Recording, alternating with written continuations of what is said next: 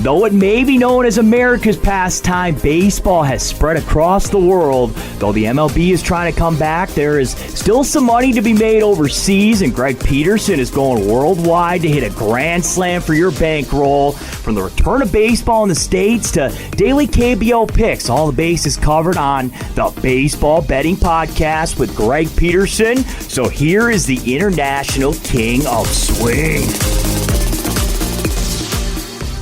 Special hello, welcome to lovely Las Vegas for the Baseball Betting Podcast with myself, Greg Peterson. Got a great podcast for you today. Dan Szymborski of FanGraphs is going to be joining me in the second segment. As we heard from the new jazzy intro, we're going to be taking a look at the KBO, but this is now a global podcast, so we're going to be getting a little bit of a roundup as to where things stand with regards to talks of getting a Major League Baseball season back up off the ground. Also going to ask him a question or two about the early season KBO action that he's seen as well, so we're going to have a great chat there. In the final segment, I'm going to give you a side and total on every game on today's Las Vegas betting board in the world of the KBO as we touch them all. First things first, always love being able to answer your Twitter questions, whether that be KBO related, betting related, baseball related, what have you. You can fire those into my timeline at @G_D1. If you send them via DM, well, those letters DM to mean does not matter, but if you send them into the timeline, more than happy to give you an answer. Did not get in any Twitter questions today, so what we're going to do to get to know these teams a little bit better in the KBO is take a look back at yesterday's results, try to find some trends, and just try to get to know these teams a little bit better. Games from yesterday is Greg buzzing about. Here is the rowdy recap. To say that we've had a lack of consistency so far this year would be very generous. I know that there's someone tracking all this for the breakdown. That would be Vegas Analytics on Twitter. You can follow him at Vegas_Analytics. He shared this little chart with me. This is with regards to KBO games. With regards to over-unders so far this year, we've seen 23 overs, 18 unders, and a push. Favorites are 24 and 18. If you blindly bet favorites, you're down 3.47 units according to his chart. Dogs are 18 and 24. If you bet all underdogs, you're down 1.44 units. And home and away teams, 21 and 21. I mean, you just really aren't getting a whole lot of money no matter what you've been blindly betting and everything like that. It has been a very random season, and the randomness continued as the Samsung Lions wound up taking 2 of 3 from the Kiwoom Heroes. 8-5 was final in this one for Samsung. They wound up playing without Tyler Saladino. He has been placed on the 10-day injured list, and you know what? This team is probably better without him, and they are better whenever Lee Won-seok goes yard. He wound up getting a home run in this one. He's been off to a rough start, hitting just $167, but his second home run of the year, that should be a little bit of a Kickstarter for a guy who's hit at least 18 home runs each out of the last 3 years. And what you had to like for Samsung is a combined 14 hits. In this one for Kiwoom, the starting pitcher, Lee Sung-oh, he was not long for this game. He has now raised his ERA to a 5.59, young 21-year-old that just was not able to get out of the third inning without a lot of damage. Wound up giving up 4 runs, 8 hits, including that dinger. Bullpen from there for Kiwoom winds up giving up a combined 4 runs, so that was a little bit rough. And then Choi Jae-hung, he wound up giving Samsung a lot of length, 6 innings. He gave up 4 runs, all of which were earned, but he did a good job of being able to get some strikeouts, 7 punch-outs in this one. As in this one for Kiwoom, they were able to generate 8 hits. They just weren't able to get that long ball. That was the difference in that one. For the LG Twins, their starting pitching was good in this one. They actually entered with the worst starting pitching in the KBO prior to Thursday morning, and they were able to get a nice 3-2 win over the SK Wyverns. In this one, American-born pitcher Tyler Wilson looked much better than in his first start. In his first start of the year against the NC Dinos, just got lit on fire. 4 1/3 innings, gave up 7 runs, all of which were earned. In this one, he did give up a home run, but 6 innings, he gave up 2 runs. That's a little bit more what you can expect out of Mr. Wilson, and the man that went deep for SK in this one, Jamie Romack. He's been off to a little bit of a rough start. His first home run of the year after he was in the top 5 in the KBO in home runs last year with 29, but past him, the rest of the SK Wyverns had a combined 2 hits. They have been just one of the worst teams along with the Hanwha Eagles when it comes to offense in this league. And for LG, what was big for them is just being able to make some contact. And if you're wondering whether or not the ball is juice, we asked this to Ji-Ho Yu, who does a good job out there in Seoul of being able to cover the KBO. He's been having a little bit of discussion about this, and Jung Jun Hun wound up hitting a home run for LG. This was just his, I believe, 12th career home run.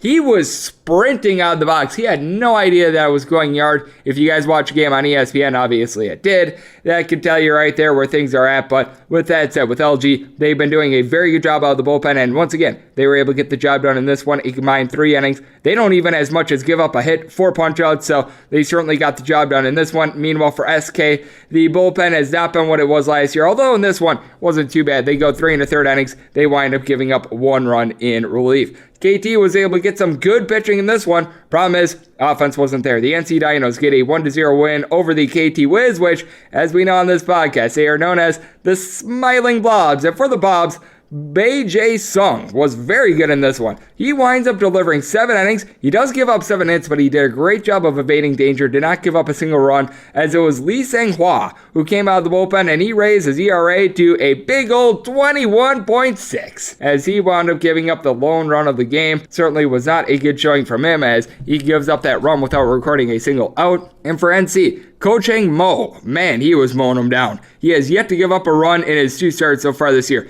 8 strong innings. He does give up 4 hits, but he gets 10 strikeouts, which in the KBO, that is pretty darn impressive. He had a 3.20 ERA, young 23-year-old pitcher. He is looking like one of the future aces in the KBO, and there just wasn't a whole lot doing on offense, but Park Min-woo was able to do a good job for NC, and meanwhile, our good buddy Aaron Altair continues to be Aaron Alterable, currently hitting 227, considering he's an American-born player in the KBO. That's not necessarily good. Another American-born player that's struggling in the KBO, that'd be Drew Gagnon. He wound up giving up 4 runs in the first inning to the Hanwha Eagles, as the Eagles did all their damage in the first inning. They get the 4-1 win. I don't know how and I don't know why, but the Eagles are scoring all their runs in the first 5 innings, and they can't hit a bullpen to save their lives. And for Gagnon, he wound up settling down after that first inning. He gave up 4 runs over the course of 5 total innings, all of which were in the first. He did get 9 strikeouts, but what was big for Hanwha was Jang Min Jae. How about him? He gives up 1 run over the course of 7 innings. This is someone that is now 30 years old. He has never had an ERA below a 4.41 in his years in the KBO, but so far is off to a very good start this year. And for Hanwha, they're still not getting a whole lot of power, but the top of the lineup was able to get the job done early. And for Kia,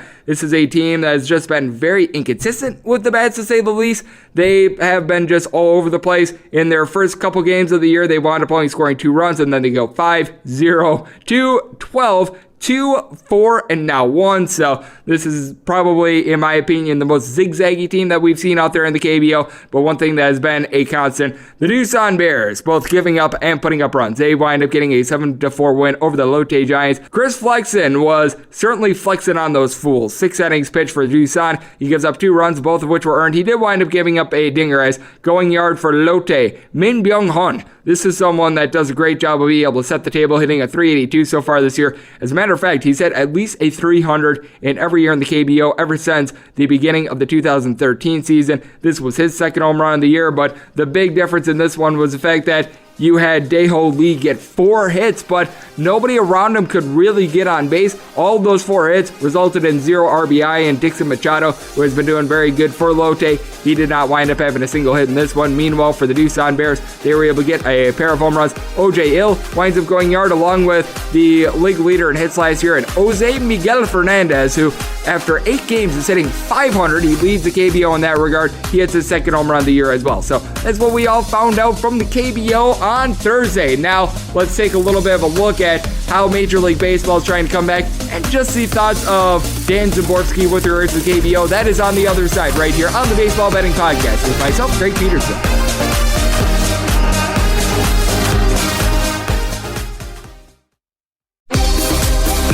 Greg is calling in a pinch hitter from the Overtime Network hotline. And we're back in lovely Las Vegas for the Baseball Betting Podcast with myself, Greg Peterson. Great to have our next guest. He joined me a lot during the 2019 MLB season. He joined me about 6 or so weeks ago, and he's a guy that does a great job of being able to keep up with all things baseball. You can follow him over at FanGraphs and ESPN, and he is on Twitter at Dan Szymborski. I will spell out that last name for you. SZYMBORSKI. It's almost as if I've memorized it at this point, as it is Dan Szymborski joining me right here on the podcast. And Dan, always great to have you aboard, my friend. How are you? I'm doing well, Greg. You've learned to spell my last name, so now you have to keep having me on to pay off that investment in time. Exactly, which means that you are a staple of this fine podcast. You should feel honored and privileged. Actually, you should probably feel the opposite, but I have to dress it up somehow, some way. And right now, we are dressing up the fact that we don't have Major League Baseball. The fact that we actually do have some very entertaining games out in Korea. KBO has gotten going. First week and a half or so of the season has been quite entertaining. And I know that you've been watching quite a bit of this action. What has been your big takeaway? Because obviously it's not MLB baseball, but I would say it's a pretty decent level of baseball. And if nothing else, it has been highly entertaining. Yeah, it's fun. And I mean, really, it's about fun. I mean, when it comes down to it, when we watch, NCAA basketball or NCAA football, we know that they wouldn't be able to hang with the major leagues. No one really cares that Ohio State football would get absolutely destroyed by the Bengals. Because it's fun. And KBO kind of has that atmosphere. Obviously, there are no crowds now, but normally the crowds are very into it. Players have their individual cheer songs, like Eric Thames had the Eric, he had the whole Eric Thames cheer song. And, the crazy bat flips, they have fun with it. Sometimes Major League Baseball kind of just doesn't like fun. There's always very serious people about how that person flipped the bat. I hope the picture hits him in the face with a fastball next time.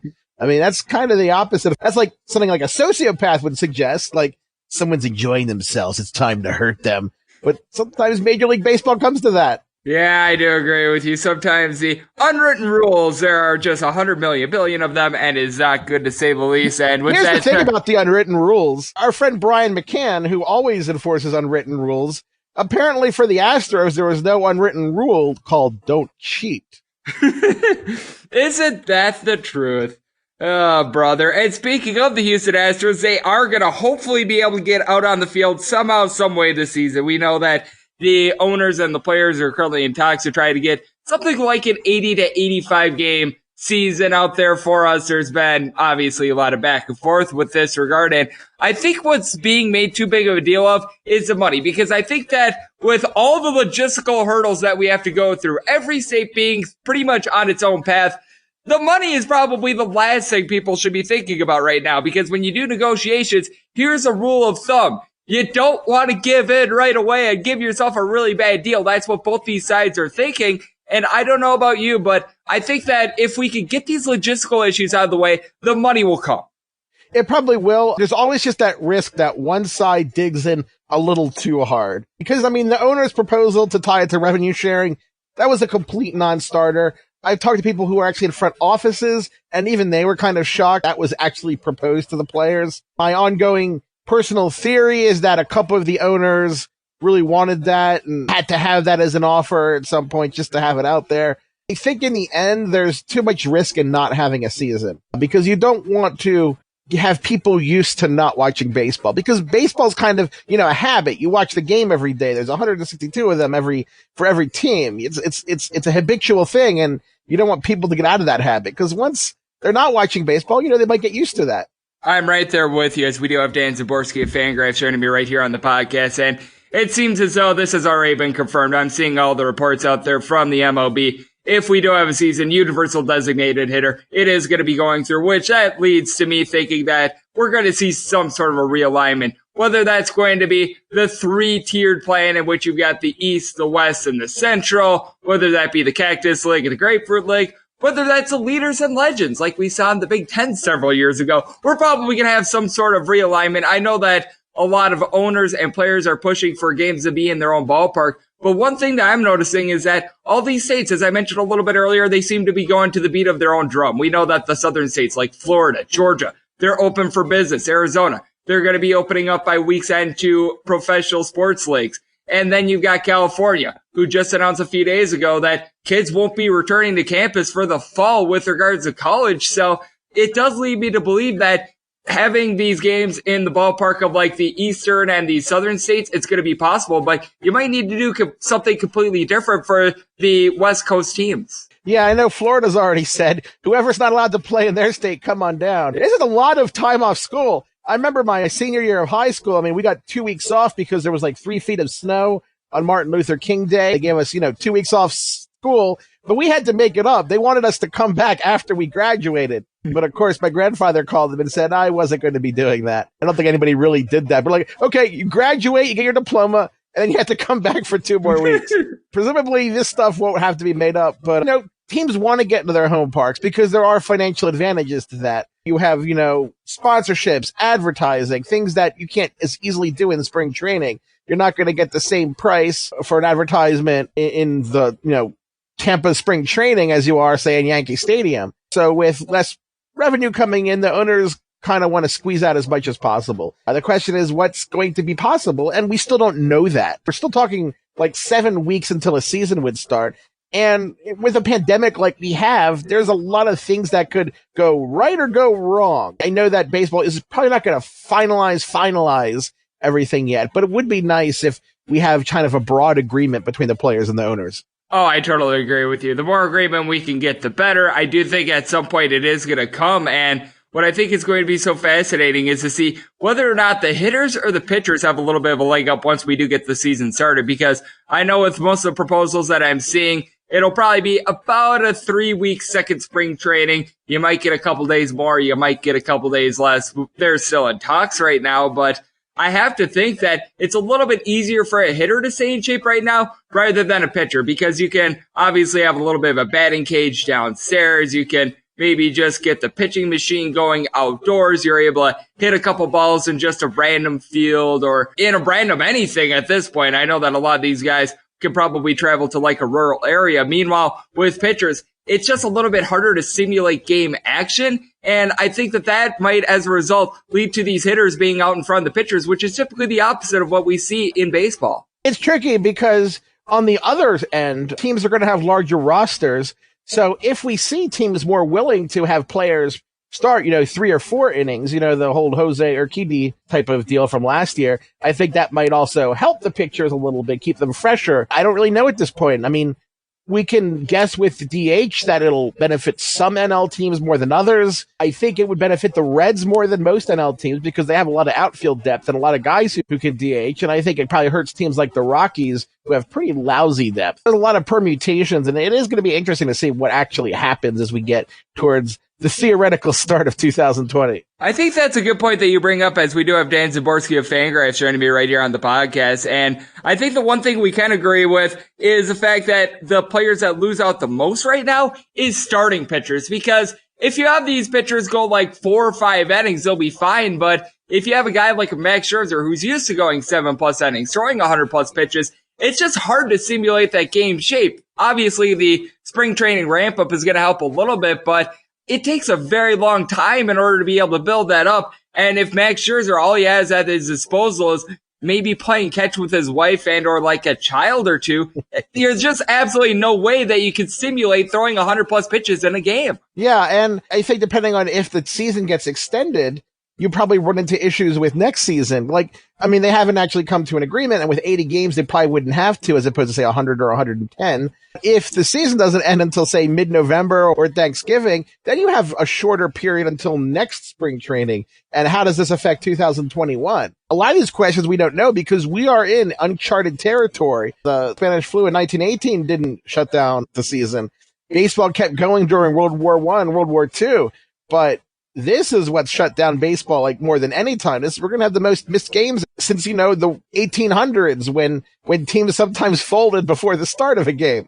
I remember I was covering the Milwaukee Brewers during the 1800s as well, so I can relate very well to that, as we do have Dan Szymborski joining me.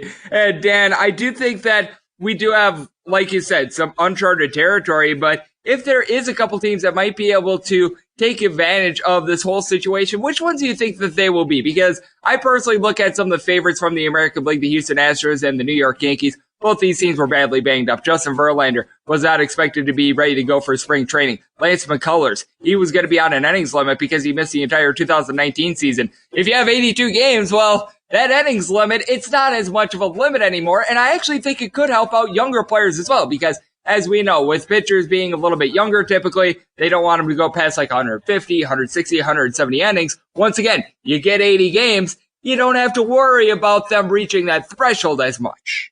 I suspect there are a few different types of teams that we can kind of expect to get an advantage from this. As you said, teams with specific injury issues that they're waiting to get the players back, like the Yankees with Paxton and Judge and the Astros with Verlander, they get an advantage from that. I think also, as I talked about, teams NL teams that can handle having a DH, they get a little boost from that. I think teams that have deep pitching, but not like ace type pitching would benefit from this as well. Because you look at a team like the Brewers, they have a lot of arms around camp. They just don't have many aces.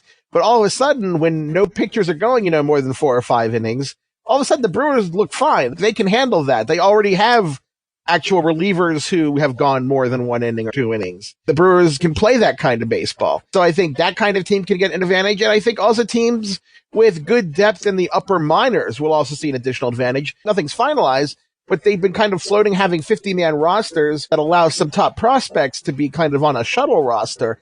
And teams that have that kind of depth in AAA that could conceivably contribute in the majors, that could really add to the depth of the team. You look at teams like the Rays that had that depth, and the Padres. They are teams that could benefit from this, like Wander Franco. He could play in the majors this year in such a roster configuration, and that provides a boost for the Rays that, most teams won't have available. Same with the Padres. They can work in Mackenzie Gore more easily than, say, in a traditional season. So I think these are the types of teams that it most obviously benefits. I mean, it's marginal. It's not like a huge benefit, but every win matters. Baseball teams are pretty close in quality. I do agree with you. And Dan, I know that we are able to take a couple things away from the KBO, but one thing that I think could vary from the KBO as opposed to the MLB is I know that there's been the idea floated out there of having the electronic strike zone. It has been tested with the minors, a couple independent leagues, and I know that there have been some mixed results with it, but do you think that there is a possibility that in 2020 we do see this electronic strike zone? Because as we know, umpires have already taken a pay cut, and I think I speak for a lot of people in that if Mr. Joe West is not behind the plate, not too many people will be missing him. I think that the day of robot umps is coming. I think there's too much that they have to deal with right now that they probably won't. They probably should, because people talk about electronic strike zones like it's some sort of amazing computer thing that we don't have the technology to do. But it's kind of a little silly to think that. 'Cause, it's not perfect, but at least it tends to be consistent. We have the science to, unwrap like the human genome or pinpoint one point on the earth from a satellite in space. Yet people want to tell us that what we don't have the technology to do is know where a circle crosses over a pentagon. That was impressive technology in 1990. It's not so much in 2020. Just like in football, it's like we got all these camera angles in the world, but we can't get one on the pylon where it actually matters. It's like, go figure. But one thing that we do know is that Dan Szymborski is a very reliable man. He is someone that he does a much better job with technology than some of these other folks, just like the folks that are trying to figure out how to know when a circle passes over a pentagon. So I would like to close it up with this. Let the good people know what you're all working on right now and how they can follow you on social media. Well, I'm going to be doing some projections tomorrow for an 82-game season. I've been doing a lot of projections for different league configurations as the ideas have gone through. So as we've kind of coalesced around 82 games, a division only, maybe, 3 leagues, I'll have new predictions for that with the DH since that is official. And, we're still covering baseball at FanGraphs.com, and we hope you become a member because with advertising revenue way down, we welcome new membership, get rid of the ads because ads are really annoying. And, help us out if you can, yeah, of course. Ads are very annoying. We all know that. And do you really want to see another advertisement for life insurance? Because we haven't seen any of those the last 75 days. And Dan does an absolutely terrific job with FanGraphs. So big thanks to him for joining me right here on the Baseball Betting Podcast. And coming up next, it is that time of the podcast in which we give you a side total on every game on today's KBO roster as we touch them all.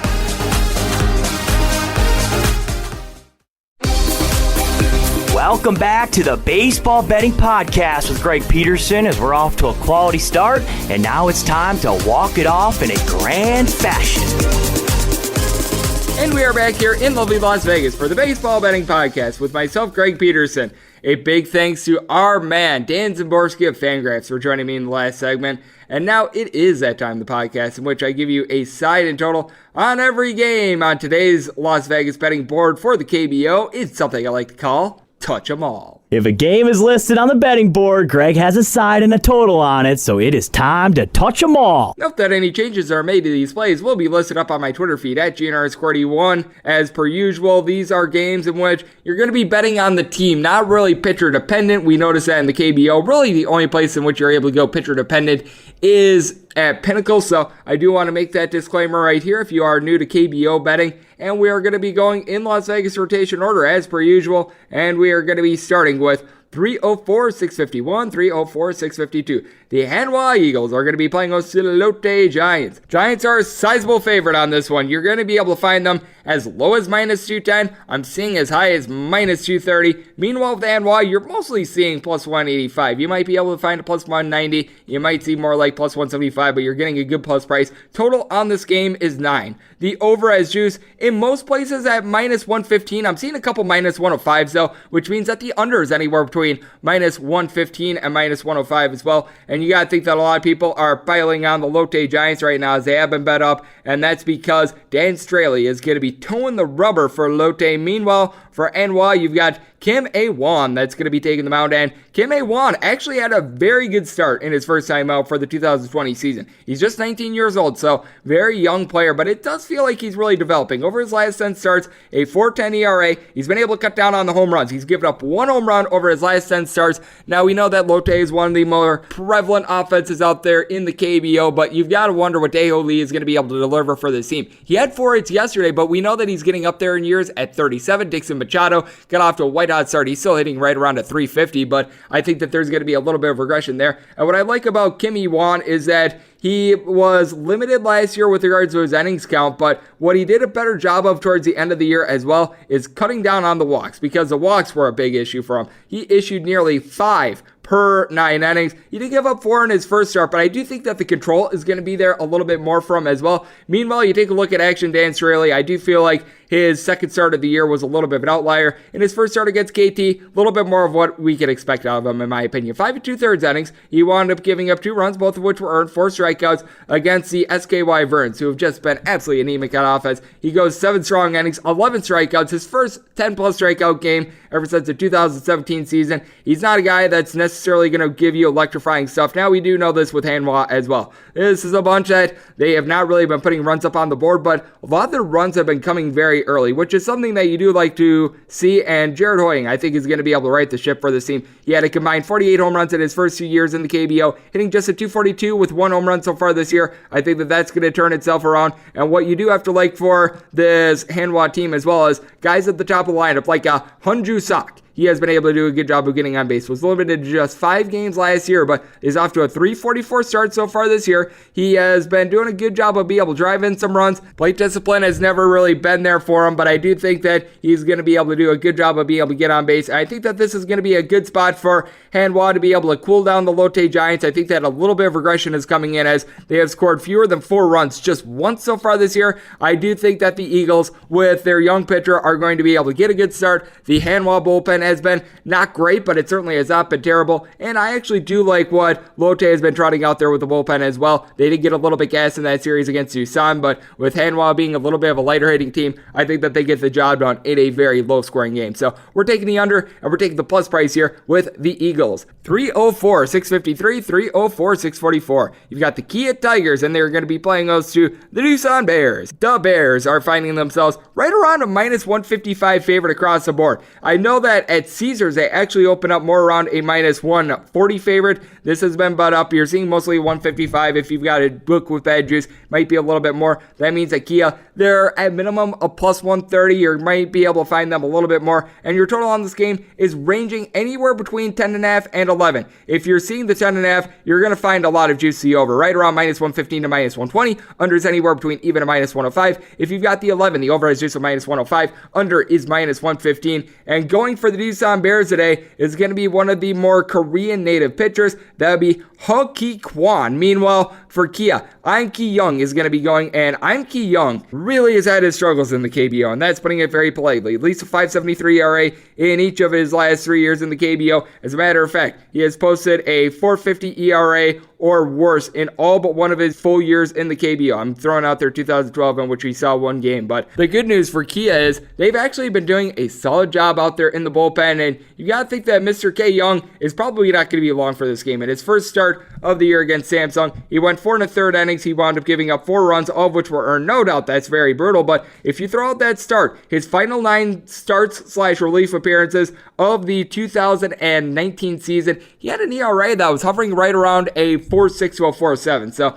he was actually doing a little bit better. You got to think that he's going to have a little bit of a short leash in this one. And then you take a look at the other side. Mr. Hugh Kwan had a 3.25 ERA, went 11-8 for the Doosan Bears last year, but the 3 years prior posted a ERA north of a 4.4, which that is a very obvious issue. And the big thing with him, giving up the home run ball. He gave up only 8 home runs last year, which was very, very much marked improvement, because in each of the previous 5 years, he had given up at least 20 home runs at every one of them. Certainly not much of a swing and miss guy. His strikeouts per 9 innings last year was less than 4. In his first start of the year against KT, he wound up giving up 5 runs over the course of 4 innings. Certainly a little bit of an unsightly mark. He's a guy that when things are going right, he's going to give you A+. When things are going wrong, he is going to have a short leash, and we've seen it with Doosan. This is a team that they have been a little bit shaky out of the bullpen, but with Kia, the big question that you have with this team is what you're going to be able to get from a game-to-game perspective when it comes to hitting. I was mentioning this in the first segment when we were doing our wrap-up. Preston Tucker has been able to do a solid job of getting on base. He's hitting a 4.06 for the year, but he is supplying a lot of the boom for the team. He's got 3 home runs already so far this year. Who else is going to be able to step up? Park Chan-ho has a very good glove, but he's only hitting at 222 so far this year. He has hit north of a 222 just once in his career in the KBO. A little bit of a light hitting team. Meanwhile, you take a look at Doosan. I do think that there is going to be a little bit of regression coming in for this lineup as well, because they have scored fewer than 5 runs just once in their last 7 games. So I do think that this could be a spot in which the bats are going to be a little bit sleepy. Jose Miguel Fernandez has been doing a very good job for this team. Led the KBO in hits last year. He's hitting a 500 so far this year. I think that things are going to regress a little bit with that regard. You're noticing that Doosan has been using a lot of pinch hitters. You've got a guy like a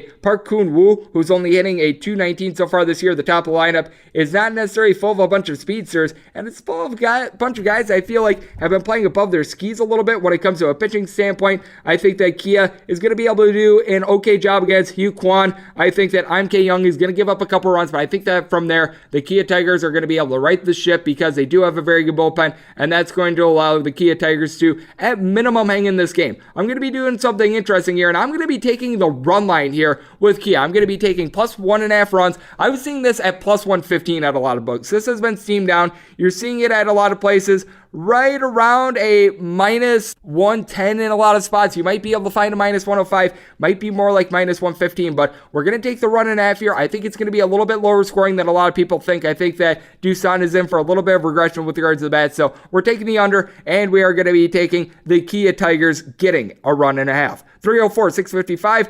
304-656. You've got the KT Wiz, aka the KT Smiling Blobs, and they're going to be playing us as Samsung Lions. Lions are going to be finding themselves an underdog in this spot. You're finding them as low as plus 110. I'm seeing them as high as plus 128 at circa, and if you're looking at the total on this game, it is anywhere between 9.5 and 10. If you're looking at the 9.5, you're going to have the juice vary a little bit. On the 9.5, the over is anywhere between minus 110 and minus 115. The under is anywhere between minus 105 and minus 110. Meanwhile, if you're looking at the 10 flat, over is even, under is minus 120. And then if you take a look at our good buddy, the Smiling Blobs, and what they're going to be throwing out there, So Young-jun is going to be getting the start. Meanwhile, Won Tae-in is going to be taking the rubber for the Samsung Lions. And Won Tae-in has been roughed up, to say the least, in his last 10 starts/appearances. There's 1 relief appearance and there's 9 starts. 7.74 ERA. But I will say this. He had a 4.82 ERA last season. He's 20 years old, so he's very young. And what you do have to like about him is the fact that he doesn't necessarily give up the long ball too much. Right around 1 home run per 9 innings. The walks are not necessarily bad for him. Right around 3.1 to 3.2 walks per 9 innings. So he's got some very solid stuff. It seems like it's coming together for him. And we know that with our good buddy, the Smiling Blobs, it certainly has not been great for the bullpen. The bullpen has an ERA that is north of 7 right now. So Young Jun has been doing a very good job as an 18-year-old young guy, but with that said, his first career KBO start was actually a few days ago against the Doosan Bears. He was very good in that start. He gave the Smiling Blobs their only win of the year. He wound up giving up 2 runs over the course of 5 innings, but you got to think that the bullpen is going to be out early because this guy is so young. And when you take a look at the Samsung Lions, they're currently without Tyler Saladino. I actually think that that's a little bit of an addition by subtraction, but you do have your questions with a lot of the bottom of the lineup. Kim Young-min, I think, is playing a little bit above his skis right now. He had a 231 last year with Samsung. So far, he's hitting a 300, but he's got 1 career KBO home run. So you're certainly not going to get a whole lot of power there. Park Chan-do is hitting a 273 at the bottom of the lineup, which you do have to like, but then you take a look at more of the top of the lineup. These guys are very much hit or miss. Kim Dong-yup, he hit a 215 last season, so a little bit suspect there. And then when you take a look at the Smiling Blobs, you just don't know what you're going to be able to get from this team from game to game. I will say that they have been doing a okay job of being able to put runs up on the board as you take a look at their last 4 games. 12, 6, 5, and 0. So it's a little bit hit or miss with this team. And I will have to say this. They have lost each of their last 4 games by 1 run. This is just a bullpen that you cannot trust in. Now, I will say this. The one guy that you can trust in the middle of the KT lineup, that would be Mel Rojas Jr. He's hitting a 457 so far this year. He has only 1 home run. He hit a combined 67 home runs the last 2 years in the KBO, so you got to think that he's going to be able to get going, but the top lineup for KT has not been doing a good job of being able to set the table. Sim Woo Jun has very good wheels. He's only hitting a 222. Kang Baek Ko, he's hitting a 303, but he has been really cooling down over the last couple games. He has had 1 hit or fewer in 3 of the team's last 4 games, so that is something that you do want to take note of. And then the bottom of the lineup for KT has just been a little bit of a wasteland of guys that are just getting outs, to say the least. I think that this is going to be a spot in which we're going to see a little bit of a lower scoring game, so I'm going to take it under. I think that Samsung is going to be able to win this game because they have a little bit more of a sturdy bullpen. I think that the young 18-year-old is going to get hit and is going to get hard. So we're taking the Samsung Lions and the total under. We move on to the Kiwoom Heroes, who are going to be hitting the road to face off against the LG Twins. 304-657, 304-658. It is the LG Twins that find themselves a slight underdog. Depending on your book, you might be able to get a little bit of a plus price. If not, you're going to be finding them at minimum minus 110, if not even money. If you're getting a plus price, it's probably going to be a very small plus price. I'm seeing as high as plus 110. Meanwhile, with the Heroes, you're going to find them as high as minus 130, as low as minus 113. So you are seeing a little bit of a balancing out there. Really depends upon your book. And then the total on this game, this is a little bit more sturdy. It is 10. The over is just anywhere between minus 110 and minus 120. The under is anywhere between even and minus 110. And this is a situation in which I do think that we are going to be able to see a very good pitching performance. As for LG, they are going to be trotting out there someone that I feel like is a little bit underrated in Jung Chen Hon. Meanwhile, when you take a look at Kiwoom, Han Yun Hee is going to be taking the mound, and Han Hee was very good for Kiwoom during the 2019 season. He is a converted reliever. He wound up beginning his career in the KBO as a little bit more of a starter. From 2015 to 2018 was a starter. He was an ace out of the bullpen for the team last year. He is now being pushed back as a starter, and in his first start of the year, wasn't great but wasn't awful. He gave the team better length than I thought he was going to. He went a grand total of 6 innings, gave up 3 runs. He did give up a dinger, but when you take a look at what he was able to do last year, 1 home run given up in 58 innings. That is absolutely absurd. Meanwhile, Jun Chun Hee, he had a 1.64 ERA, but much like our good buddy for the Kiwoom Heroes, did not start a single game last year. His last time out was actually the first start that he had of his career. He wound up going against Doosan. He wasn't long for the game. He went 4 innings, gave up 3 runs, all of which were earned. But the good news for LG is that they've had one of the top bullpens out there in the KBO. You got to think that this is someone that's probably going to be going right around 3 or 4 innings. I think that this is going to be a little bit more of a bullpen game for LG, which actually gives them a little bit of an advantage, because what we've noticed with Kiwoom is that sometimes they struggle to be able to hit some of these bullpens. It feels like they get really comfortable the second or third time in an order against a starter. And with the Kiwoom Heroes, they have, in my opinion, the absolute worst American-born player in their lineup. He wound up getting no at-bats yesterday, and rightly so. Taylor Motter. This is a guy that at, I think, AA baseball had a batting average less than a 200 last year. I remember covering this guy in 2016 when he was at the Seattle Mariners. To put it professionally, this guy was...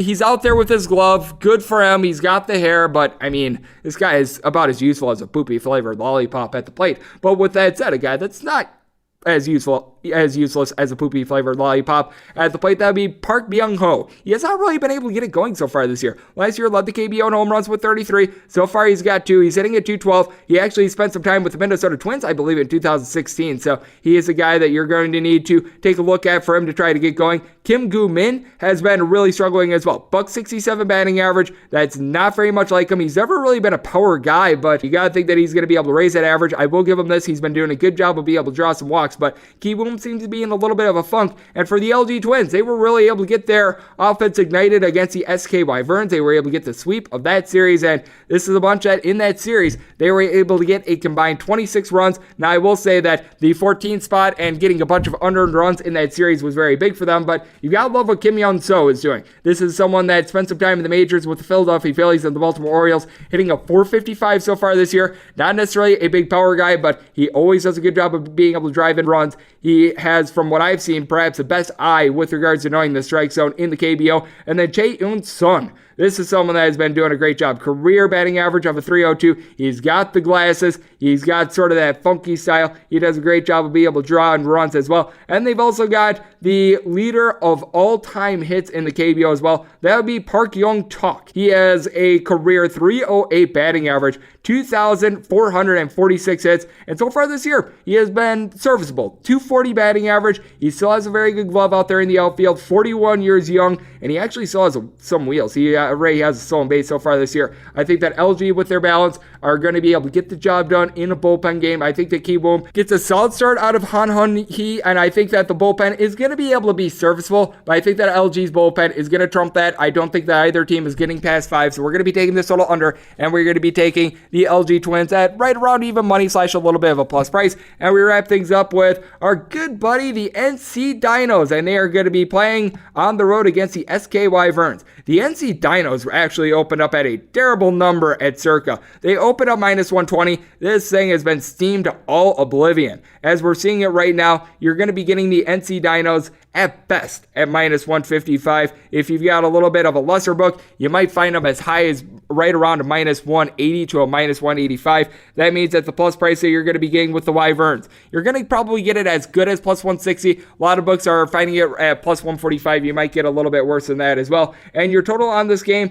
it is anywhere between 9 and 9.5. At a lot of offshore books, the over on 9 is even and the under is -120. If you take a look at Circus Sports, they have the 9.5 with overjuice of +105. The under is -125. And you've got something similar at Caesars as well. Even on over 9.5 and under is -120. And this is a spot where I do think that we are going to be able to get quite a few runs in this contest. And I think that NC is going to be able to supply a couple of them. I don't think it's going to be from our good buddy Aaron Alterable, but you take a look at who NC is going to be sending to the mound. That would be Lee Ja-hak. And you're going to be having Moon Sing-won going for the SK Wyverns. And for the Wyverns, this is a bunch that their bullpen was much better last year than it was this year, and it is quite gassed because we've seen in the last couple ESPN games, they haven't necessarily been able to get great length out of their starters, but Sing-won has been able to be a solid player. He split some time as a starter and a reliever last year. Over his last 10 appearances, a 2.92 ERA, so he's been able to hold down the fort, but with that said, the big problem with him, giving up the home run ball. He gave up 23 home runs at 144 innings last year. Year before that, 24 home runs at 150 and 2/3 innings. This man is a walking home run. And what do the Dinos do very well? They take you deep. They right now lead the KBO with regards to home runs.